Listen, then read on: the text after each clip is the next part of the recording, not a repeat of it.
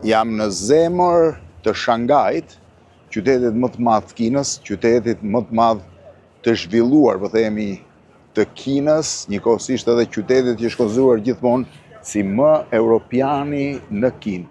Jam përballë, jam në lagje Mbund, në një nga zonat më ikonike të Shangajt, shihni çfarë pamje ka në breg të lumit Hongpua, është e gjithë pjesa e qytetit të ri, të miksuar me atë të vjetër të arkitekturës koloniale. Shanghai është një prej qyteteve, është qyteti më i madh i Kinës, me rreth 25 milion banor vetëm brenda qendrës së tij, rreth 31 milion banor në të gjithë zonën metropolitane.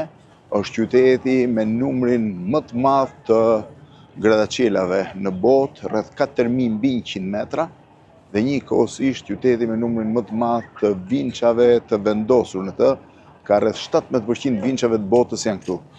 Por, më shumë sa për Shanghajin, do të flisja për një çështje e cila shumë veta që kanë jetuar në vitet 70-80 e kujtojnë, ndërsa pjesa tjetër e qytetarëve të Shqipërisë nuk kanë asnjë lloj informacioni, një pjesë tjetër e dim përciptasi. Në vitet 1960, 1970, pra midis viteve 1960 dhe 1978, në fakt, Kina dhe Shqipëria kanë pasur një raport jashtëzakonisht miqësor dhe vëllazëror, si quhej. Vëllazëria shqiptaro-kineze, e cila shpeshherë u konsideruar komike në Shqipëri nga vetë shqiptarët, po kaq komike për perëndimin, ishte një nga aleancat politike më të çuditshme të luftës së ftohtë. Por në çfarë rrethanash ndodhi? Në 1 tetor të vitit 1949, Partia Komuniste Kineze fitoi luftën civile në Kinë.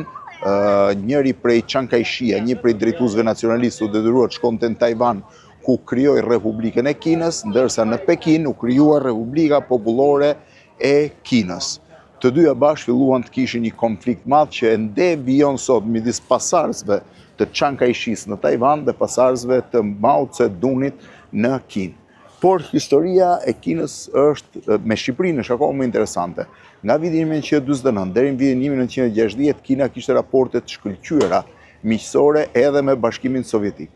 Por në fund të viteve 60, marrëdhëniet mes Krushovit dhe Mao Tse-dunit filluan të tensionohen. Në atë kohë Krushovi kërkoi të impononte vijën e ndryshimeve politike në të gjithë Europën lindore, duke i konsideruar liderët stalinistë, për ata që kishin qenë mbështetës të Stalinit, si të gabuar dhe me probleme në raport me drejtimin e tyre. Gjatë mbledhjes së 81 partive në nëntor të vitit 1961 në Moskë, përplasja e parë midis rusëve dhe kinezëve u bë evidente. Krushovi dhe Mao Tse-duni u përplasën fort, por çudia nuk ishte kjo. Çudia ishte që Shqipëria, vendi më i vogël i kampit komunist, që varej krejtësisht nga ndihmat e Bashkimit Sovjetik, vendosi të thyej me Bashkimin Sovjetik për arsye edhe të imponimit të Krushovit për ndryshuar vijën politike e udhëheqëse të Partisë Komuniste në Shqipëri dhe ju bashkua një aleance me Kinën në atë kohë. Miqësia shqiptaro-kineze filloi të konsolidohet në vitin 1961, në vitin 1965 Chou En-lai, kryeministri i Kinës, mbriti për një vizitë madhështore në Shqipëri, e qëndroi shumë ditë, ndërkohë që Mao Tse-duni nuk erdhi kurrë në Shqipëri, ndryshe nga Krushovi, i cili zhvilloi një vizitë 16 ditore në Shqipëri në vitin 1960, dhe Enver Hoxha kurrë nuk e vizitoi Pekinin, ndryshe nga se kishte bërë me Beogradin apo me Moskën.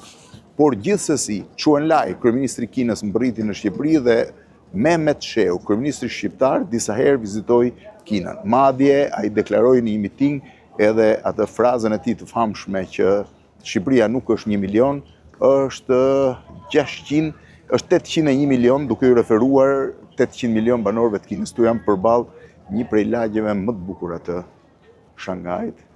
Është errësuar pak kundërshimi i dritës, duken edhe dritat që reflektojnë në lumë.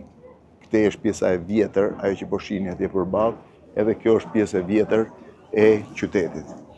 Ndërkohë që për vitin 1960, Shqipëria komuniste filloi të mbështeste dukshëm Kinën. Ndihmat kineze u bën evidente. Kina ka investuar disa miliarda dollar në Shqipëri për të ndërtuar vepra industriale të rëndësishme, kryesisht në fushën e mbrojtjes dhe në gjithçka tjetër. Kur unë isha fëmijë, të gjitha lodrat ishin kineze, të gjitha furnizimet vinin nga Kina. Raporti mes dy vendeve ishte kaq vëllazëror sa në folklor ekzistonte një këngë e famshme e cila thotë dy luan ka sot bota, një Azia, një Europa. Enver Hoxha në Shqipëri dhe Mao Zedongi në Kinë. Raportet ishin mjaft mira, madje deri në atë pikë sa revolucioni kulturor kinez, një nga marrëzit më të mëdha të globit, që çojnë vrasjen dhe vdekjen e miliona njerëzve, u aplikua dhe në Shqipëri me të gjitha format e tij, duke nisur nga zbori, stërvitjet ushtarake, heqja e gjithë një radikalizëm i plot në kulturë, në art dhe kudo tjetër.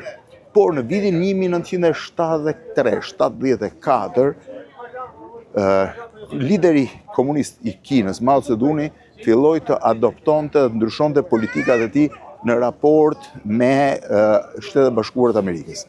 Si pasojë e një marrëveshje të fshehtë, ku një ekip i ping-pongut i Kinës, prandaj quhet dhe diplomacia e ping-pongut, çoi në SBA një letër që kërkonte një takim mes Mao Zedongit dhe presidentit Nixon, filluan ndryshojnë raportet.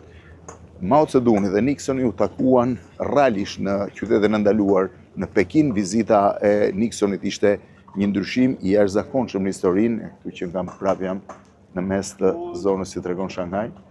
Ishte një ndryshim i jashtëzakonshëm marrëdhëniet midis dy vendeve dhe Kina filloi të aplikonte një politikë të re ndaj Shtetet Bashkuara të Amerikës. Në 1976, kjo gjë nuk i pëlqeu Enver Hoxhës, kuptohet. Në vitin 1976, Mao Zedongi në 9 shtator ndroi jetë, pra vdiq, dhe në vend të tij erdhi një grup prej 4 personash, midis cilëve ishte gruaja e tij Qianqini, Huakuofeni dhe sër drejtuesish tjerë. Ndërsa përballë tyre ishte Deng Xiaoping, një lider i cili ishte dënuar, kishte vuajtur revolucionin kulturor kinez dhe që synonte një Kinë tjetër. Mbas shumë përplasjeve, arriti që Deng Xiaoping të fitojë betejën politike për pushtetin Kinë, i arrestoi ata që konsideroheshin banda e të katërve dhe i dënoi. Që nga ky moment Kina ndroi kursin, por kjo çoi edhe ndrimin e kursit në Shqipëri. Në vitin 1978, Enver Hoxha filloi denoncimin e Kinës, fillimisht në një komunikat të Komitetit Qendror dhe më pas në një letër të hapur. Që nga ky moment marrëdhëniet miqësore, vëllazërore midis Kinës dhe Shqipërisë u bën nul. Madje gjithsesi u ruajtën marrëdhëniet diplomatike, ndryshe nga raportet me Bashkimin Sovjetik, por Shqipëria dhe Kina i premd gjitha marrëdhëniet. Pra, historia e vëllazërisë shqiptaro-kineze zgjati rreth 18 vjet. Gjatë kësaj kohe, kinezët u mësuan me muzikën shqiptare, me filmat shqiptar. Ende sot, për brezat e vjetër të Kinës, filmat e kinostudios Shqipëria e Re janë filmat e vjetër perëndimor që ata kanë parë.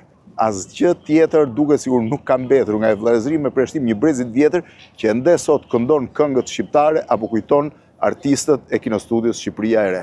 Jam në Shanghai, në një prej qytetet më të rëndësishme të Kinës, i cili fal politikave të Deng Xiaopingit është tashmë një realitet krejtësisht tjetër, një realitet ku drejtimi komunist i Kinës është i miksuar me një kapitalizëm të mirëfill ekonomik. Jam buzë lumit në një nga lagjet më të bukura të Shanghait.